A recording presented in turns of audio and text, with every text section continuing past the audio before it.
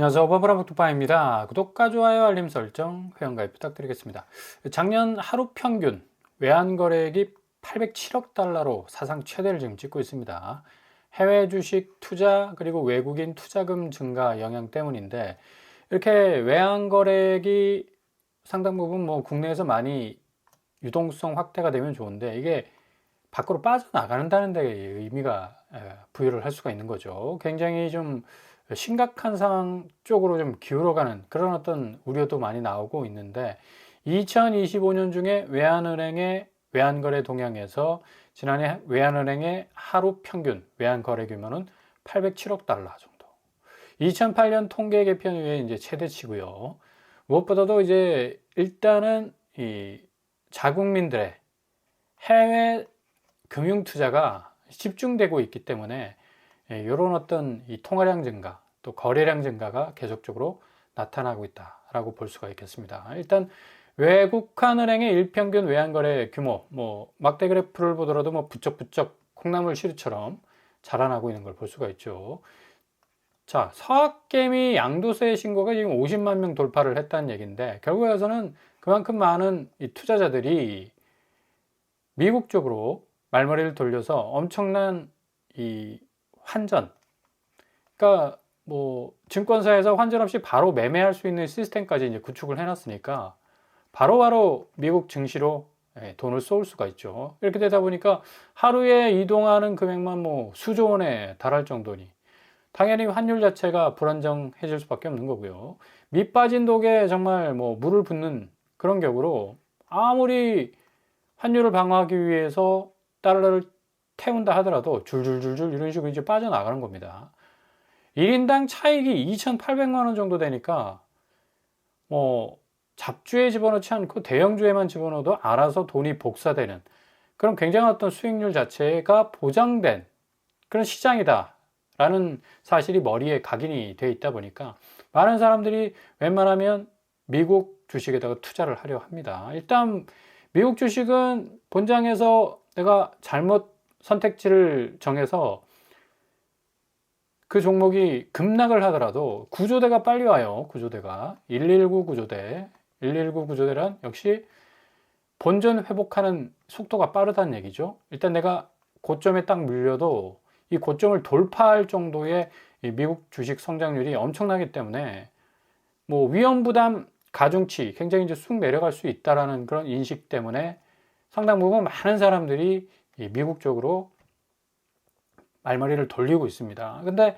이게 어찌 보면 이 52만 명 정도가 2,800만 원 정도를 벌었다라는 이런 사실도 결국에 가서는 작년 한 해 동안 코스피 코스닥 시장이 거의 그냥 날아가지 않았었습니까?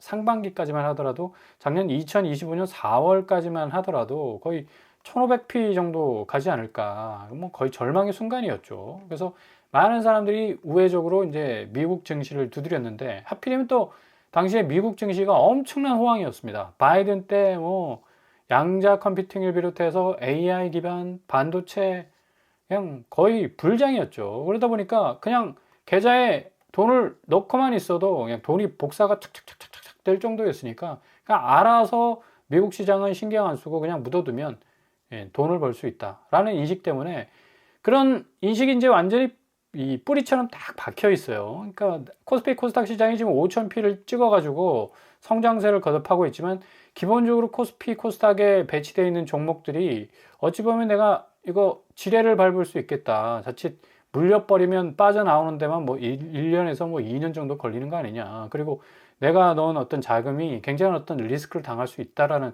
그런 어떤 위기의식도 있기 때문에, 이게 코스피 코스닥 시장이 좀 우량 기업 중심으로 종목들이 좀 잘 세팅이 된다면 또 유턴할 수 있는 또 어떤 전환점이 될 수도 있겠고요. 아무튼 간에 해외 주식 양도세 소득 신고 현황만 보더라도 2020년 이 정도였는데 2024년은 52만 명이 훌쩍 넘어버렸으니까 거의 3, 4배 정도 증가한 그런 어떤 수치 아닙니까? 당연히 환율에 영향을 미치죠. 개인이 주식 거래하는 건 자유지만, 자국 시장의 어떤 금융시장이 경쟁력을 갖추지 못해서 미국 시장으로 빠져나가는 건 인위적으로 막을 수 없는 거니까 자체적인 어떤 경쟁력을 키워야 된다. 그것 자체가 이제 가장 큰 이 미국 주식과 국내 주식의 어떤 방향성을 가늠할 수 있는, 그럼 서학 개미들을 어떻게 다시 국내로 그 말머리를 돌릴 수 있겠느냐의 가장 근본적인 어떤 해답이 될 수가 있겠죠. 그래서 지금 올해 코스피 6천도 가능할 수 있겠다라는 어떤 자신감을 가지고 5,000p 찍고 이제 6,000p로 가려고 하는데, 제가 늘 말씀드리듯이 과도기가 분명히 있습니다. 어제 5,000p 찍었을 때는 로봇주들이 거의 박살이 났어요. 예. 그만큼 외국인들이 한 번에 쫙 빠져나갔기 때문에 그렇게 잘 나가던 그 로봇주들이 그냥 흔들흔들 그냥 완전히 그냥 뭐 떡락하듯이 추락하는 모습을 보여줬기 때문에 국내 투자자들도 아주 뜨악했을 겁니다. 그리고 주식을 처음 하시는 분들, 예, 뭐 분위기에 휩싸여 가지고 어떻게 쓰든 코스피 불장이니까 돈 집어넣으면 돈 복사된다라는 그런 막연한 얘기 듣고 무작정 진입을 했다가는 이런 급등세, 등락이 큰 어떤 변동성 앞에 놓여지면 이건 거의 그냥 불장에서도 돈을 잃을 수 있는 그런 어처구니 없는 이 케이스들이 많이 발생할 수가 있어요. 그러니까 여러분들 주식 투자할 때도 정말 신중하게 하셔야 됩니다. 아파트 투자하는, 그러니까 내가 내 집 마련하는 것에서 지금까지 기다리시고 금리 부분 또 금융시장 여러 부분들을 다 이렇게 고려하지 않습니까? 주식시장도 마찬가지예요. 예. 뭔가 확실한 어떤 공부가 좀 돼 있어야 되고, 너무 본능적으로 내동하는 그런 어떤 매매했다는 게 큰일 납니다. 그러니까 좀 조심조심. 약간 살얼음판을 걸어간다라는 식으로. 일단 5,000p를 찍었기 때문에 거의 고점 아닙니까? 고점에 몰리면 일단은 이게 뭐 빠져나올 방법이 별로 없어요. 국내 주식 같은 경우는 미국 주식보다는 좀 회복력이 좀 느리기 때문에 뭐 2, 3개월 기다리든지 6개월 기다리든지 뭐 끊임없이 내 자금은 그냥 묶여 있을 수밖에 없는 겁니다. 수익도 못 내는 거잖아요. 본전 찾기에 이제 급급하게 되면 수익률 제로입니다, 제로. 이렇게 되면 본인도 괴롭고 뭐 그냥 그렇게 시간을 보내야 되는 그 묻혀있는 돈도 아깝고, 그죠? 차라리 그냥 은행에 집어넣을 걸 이라는 그런 어떤 후회가 뭐 찾아올 수밖에 없는 거죠. 아무튼 간에 이 외국인들 이 매도세는 좀 유의해서 지켜봐야 됩니다. 박스권 안에 5,000p가 갇힐 가능성도 높아요. 왜냐하면 주식이 올랐기 때문에 반드시 주식은 조정장을 거칩니다. 그래야지 다시 치고 올라갈 수 있는 새로운 어떤 반등세를 만들 수 있기 때문에, 그러니까 여기서 잡으면 곤란하고 여기서 잡으면 그래도 이득은 볼 수가 있겠죠. 근데 요거는 주식 초보들은 잘 이 구분이 안 될 거예요. 지금 뭐 전체적으로 종목들이 일괄적으로 쭉 하고 뻗어나가는 게 아니라 돌아가면서 먹는 거니까, 여기 좀 잘 되면 시들해지고 또 저기 잘 되고, 저기 좀 잘 되면 시들해지고 또 여기 잘 되고, 이런 식으로 모든 어떤 분위기 자체가 계속해서 흘러가는 것이기 때문에, 아파트 시장도 마찬가지 아닙니까? 강남 좀 오른다 싶으면 또 마영성이 치고 올라오고, 마영성이 좀 시들해진다 하면 또 비강남권의 수도권, 또 뭐 분당이나 또 양천구나 그런 데도 쭉쭉 올라오고, 똑같은 자본시장은 현금이 흐르는 시장이기 때문에 어쨌거나 저쨌거나 구조는 비슷하다라고 볼 수 있습니다.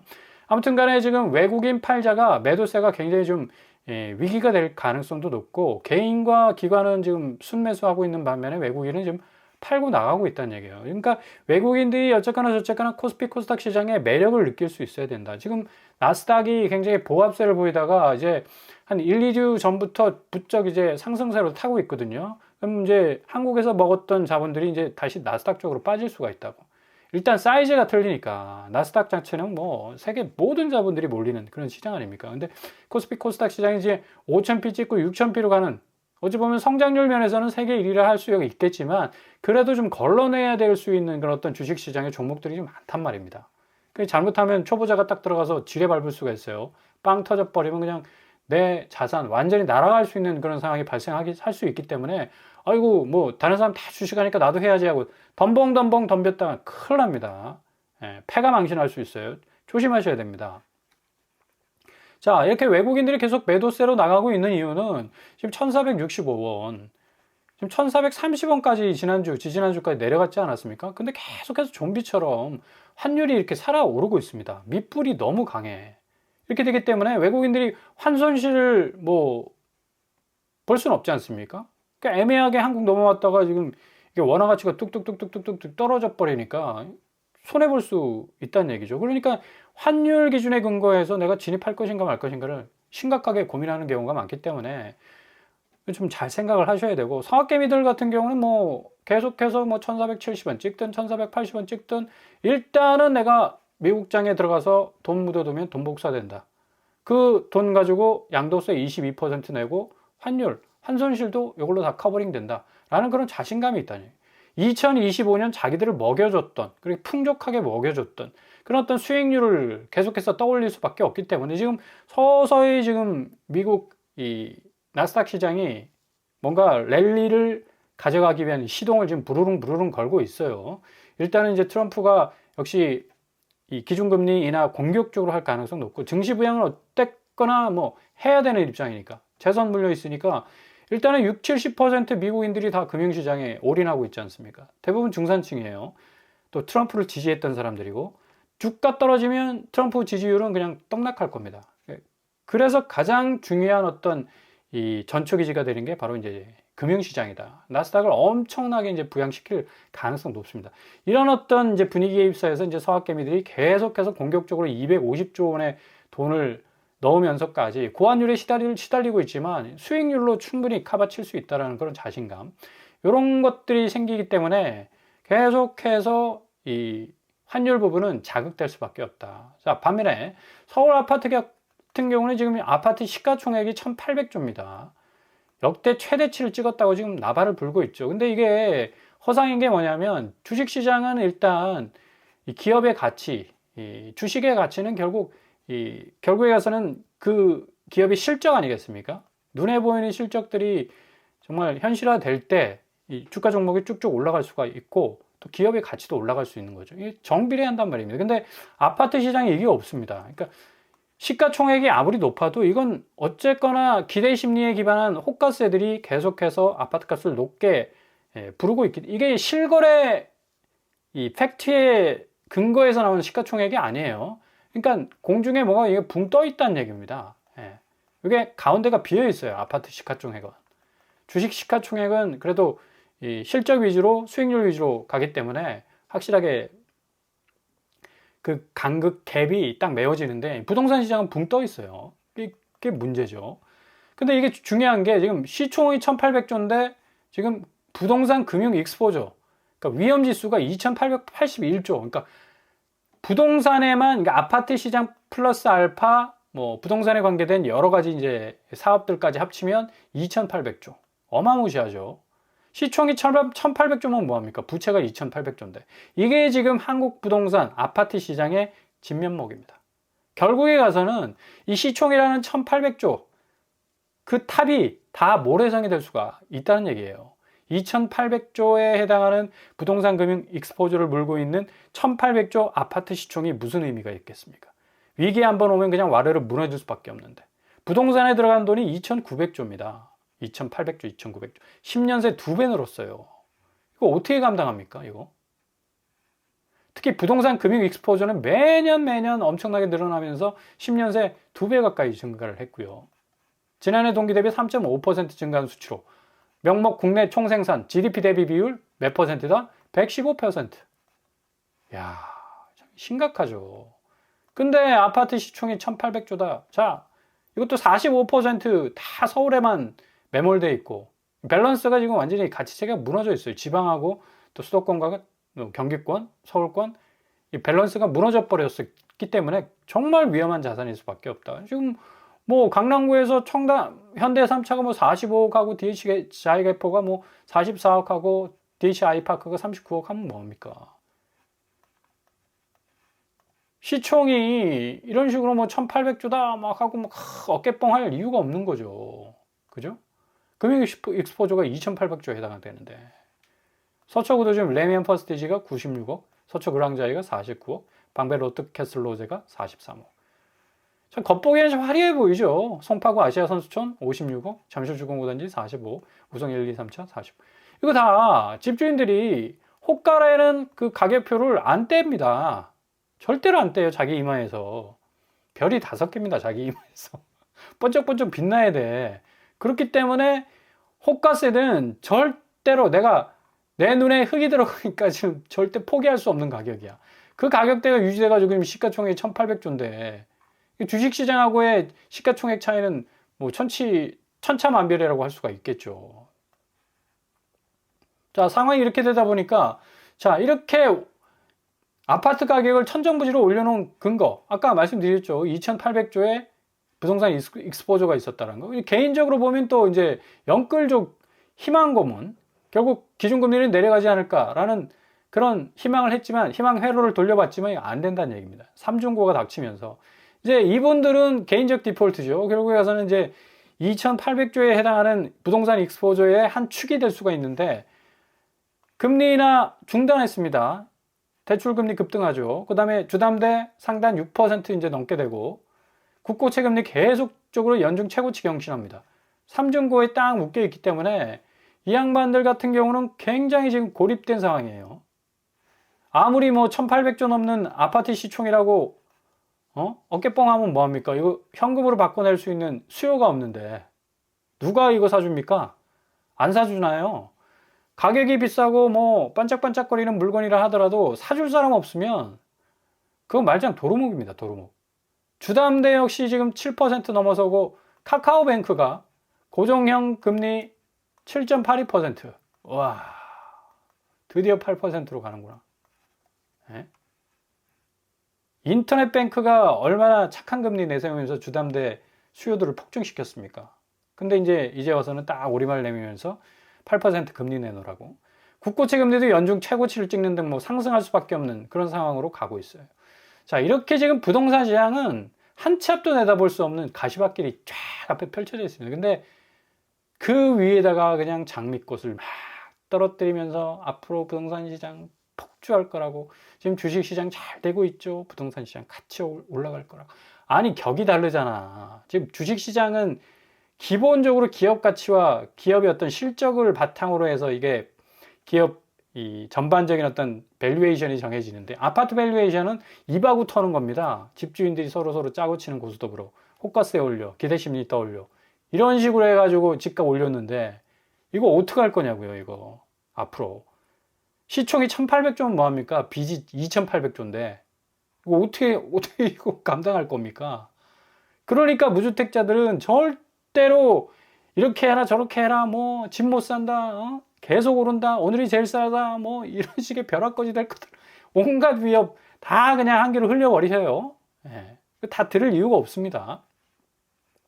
자, 이런 차원에서 이제 무순위 집집이나 또 공공분양 여러모로 좀 틈새를 좀 잘 보셔야 된다고 말씀을 드렸습니다. 수원 아이파크 자이, 아이파크와 자이가 이제 컨소시엄을 했죠. 3,400세대입니다. 무순위 집집이 나왔어요. 2억대도 있고요. 73제곱 5억대도 있습니다. 자, 일정을 보면 28일, 그리고 84제곱과 73제곱은 29일 날, 28일, 29일 여기도 진행이 되겠습니다. 여기도 이제 뭐 분양가 보니까 한 5억대, 6억대 정도 되네요. 2억대는 좀 굉장히 괜찮다. 소형이지만 신혼부부면 뭐 충분히 또 알콩달콩 살 수 있는 그런 또 평수 아니겠습니까? 여기 수원 센트럴 아이파크 자이가 8억 9천 정도의 거래가 됐고요. 실질적으로 매물로 나와 있는 거는 이제 10억 넘어가는 매물도 있어요. 자, 분양가가 2억에서 뭐 3억, 5억대도 있고요. 이런 식으로 좀 뭔가 단가 부분에서 조금 어느 정도 좀 내려갈 수 있는 허들이 있다면 이런 것도 한번 들여다보는 것도 좋을 것 같습니다. 수인분당선 매교역이 바로 앞이에요. 빨리 달려가면 한 5분 정도 걸리고, 여기서 딱 수인분당선 타면 분당까지는 한 10분, 15분 정도 걸립니다. 분당이 10분인데 분양가가 주변은 10억이야.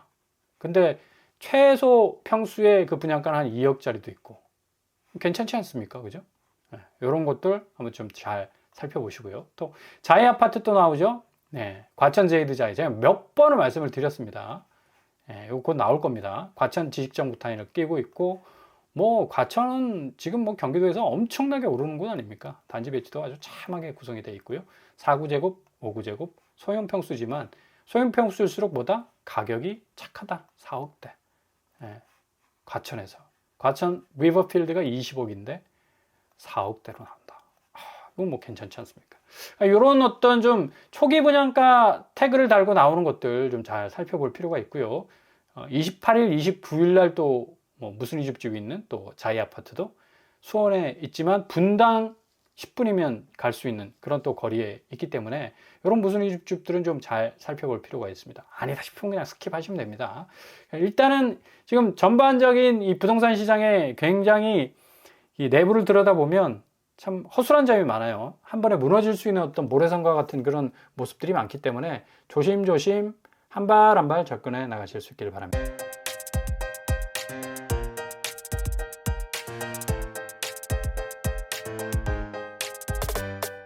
오늘의 부동산 캐리커처.